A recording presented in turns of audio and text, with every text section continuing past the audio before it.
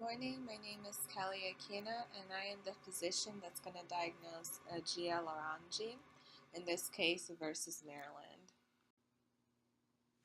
So, in this criminal background, Gia was diagnosed with bipolar disorder at the age of 16. Her father has bipolar disorder, and she's being charged with committing suicide by jumping in front of a car and killing the driver.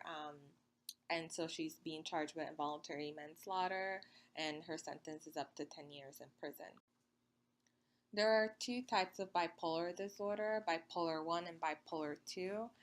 Gia expressed the symptoms of depressed mood, loss of interest, and attempting suicide. And let's look at the physiology of a normal brain. So, several of these areas that are shown in the figure are frequently studied in bipolar disorder, and these are going to include the prefrontal cortex and the anterior cingulate cortex. This image shows the thalamus, the hippocampus, and the amygdala. So the amygdala is going to be a subcortical area, which is a major player in the brain's reaction to emotions. The anterior cingulate cortex is a part of the cortex that has strong associations between the prefrontal cortex and the limbic system, and is thought to play an important role in regulation of strong emotions. The hippocampus is located in the cortex and is especially important in learning and memory. And the prefrontal cortex is a section of the cerebral cortex that is highly developed, and that's going to be involved in regulating complex thinking and behavior, and it's going to be considered a center of judgment and planning. This picture shows a significant reduction in gray matter volume. It's an image of a bipolar brain, and it shows how a normal brain also looks like, OCD brain, bipolar brain, and how a depressed brain looks like. And so the gray matter shrinking prefrontal and temporal regions of the brains are a great indicator that someone has bipolar disorder.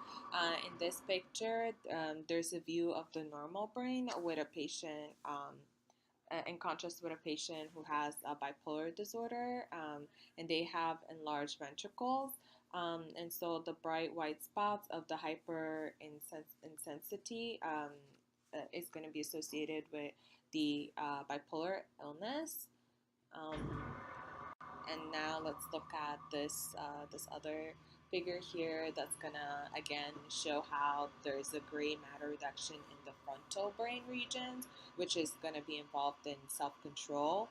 Um, while the sensory and visual regions are the ones that are going to be in the gray color, and you can see how this is going to be altered in a bipolar brain. So there are these two neurotransmitters that are going to be involved in bipolar disorder. There's serotonin, which deals with sleep, wakefulness, eating, sexual activity, impulsivity, learning, and memory.